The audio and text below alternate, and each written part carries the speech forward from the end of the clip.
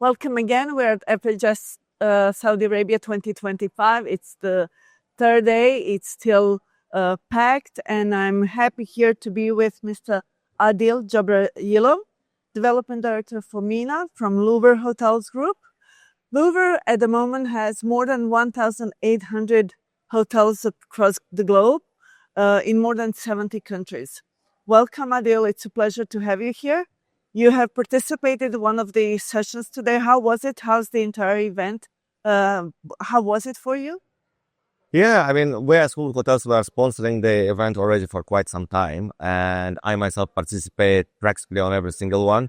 I find this is a great platform to reconnect with the industry leaders, to catch up on the industry trends, and to hear from the others what they think where the hospitality industry is going. So you like it? Yeah, You love it, right? I would say that I adore it.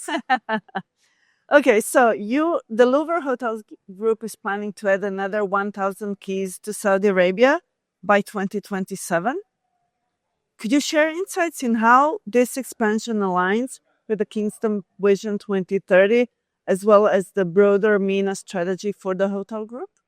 See, the 1,000 keys that we're adding, this is the pipeline that's under construction. We're Okay. actually adding much more than that, and we will be announcing it slowly but surely throughout the year. Now, in terms of our vision and the way we see the vision of KSA 2030, I must say once again, we are the second largest mid-scale hotel company based out of the Europe. And while the luxury landscape of Saudi Arabia is still very strong, both from a trading and pipeline perspective, but we are seeing a significant shift towards the mid-scale development, and our brands are coming into the play. We do have two brands that are available for the mid-scale segment. One of them is Campanile, our lifestyle mid-scale brand, very popular in Western Europe and China with more than 500 hotels globally. And the second one is Kiryat. It's our conversion-friendly brand. And I would like actually to reiterate the point about the importance of Kiryat because it's as a conversion friendly brand, it manages to highlight from a design perspective the heritage and the independence of the Saudi culture. And every single hotel tells a very different story. I would like now to say that we have managed to reach an agreement for a portfolio of 2,000 keys. More than that, even in the holy cities of Saudi Arabia, it will be predominantly adaptive reuse properties, comprising roughly 50 to 100 rooms.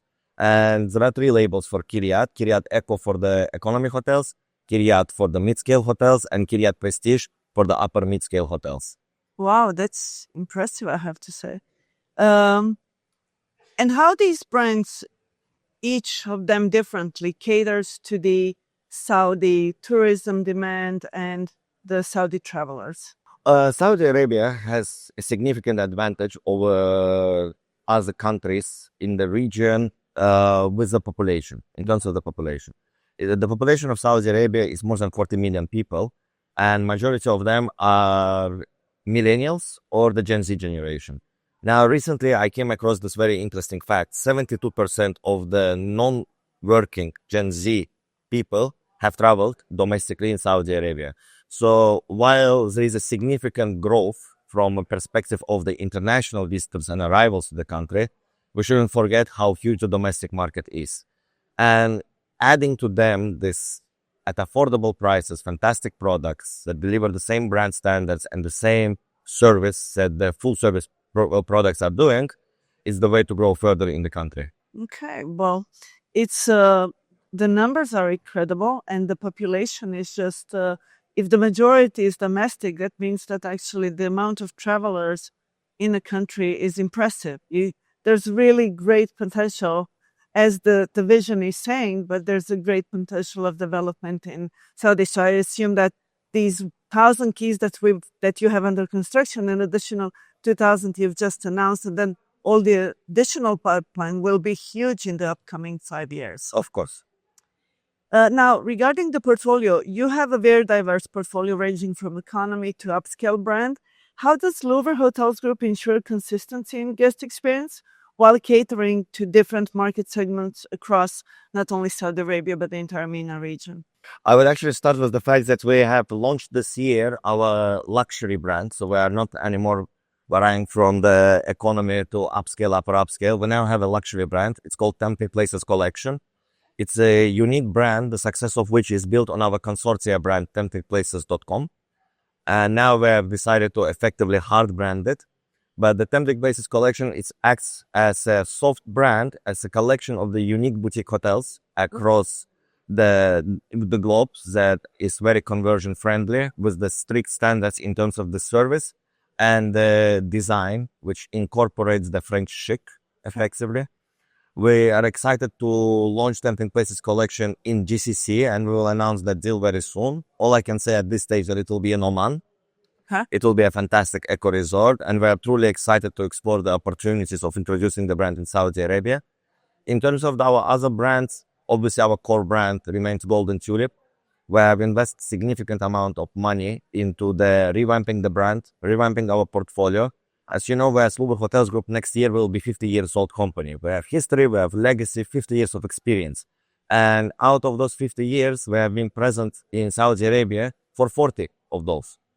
Obviously, the Tulip brands have a strong history, and now with the delivering our new age products, for instance, Golden Tulip Riyadh, Golden Tulip Jeddah, upcoming project in Mecca, we will certainly diversify the needs for the customers from a product perspective. Also, we have our residential product, Tulip Hotels and Residences, and obviously they mentioned already Kiryat and Campanile.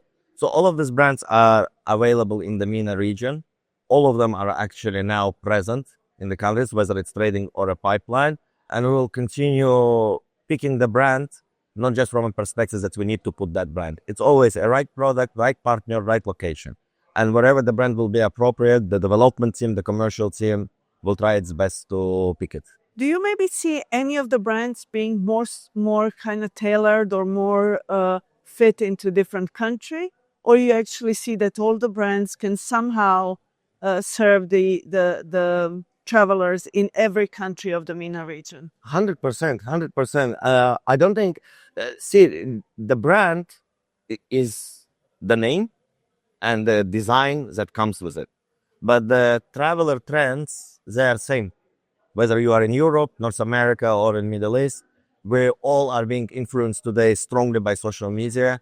We're all being influenced by the new travel trends. We follow it and we try to also do the same. So for whatever the market is available in that given country, we will certainly try to allocate that particular brand that will cater the needs of that segment. Also, technology as well as sustainability are pivotal in modern hospitality. So how does Louvre integrate these elements into new developments to meet also the expectations of these new travelers? I have this exact question at the fund today. Obviously, we are also following all the sustainability trends, whether it is water reduction or maximizing for example, the renewable energy use. Most of our hotels are now in MENA region will be from the pipeline perspective, will be LEED certified. So this is very helpful. I have recently came across a very interesting stat that any building has a life cycle of 50 years. And from an investment perspective that the investors are doing, the initial investment before you open the doors of that building represents only 15%. So when you implement more money and spend a bit more on just making that product more sustainable, you spend 20% more than your initial cost would be. But then you are reducing by 1% for the rest of the 49 years of the cycle, the operational cost and the maintenance of it. So it's very important. And another thing, our mid-scale brands like Campanile and Tulip Hotels and Residences have such thing as self-check-in, which is pretty cool for the customers. Adil, it's always a pleasure working with Louvre Hotels Group. I really hope that we will not only see you next year, but for many more years here at FHS. Being our partner, supporting you in all of your developments. Thank you for the interview today and good luck with everything. Thank you so much. Hopefully more news next year.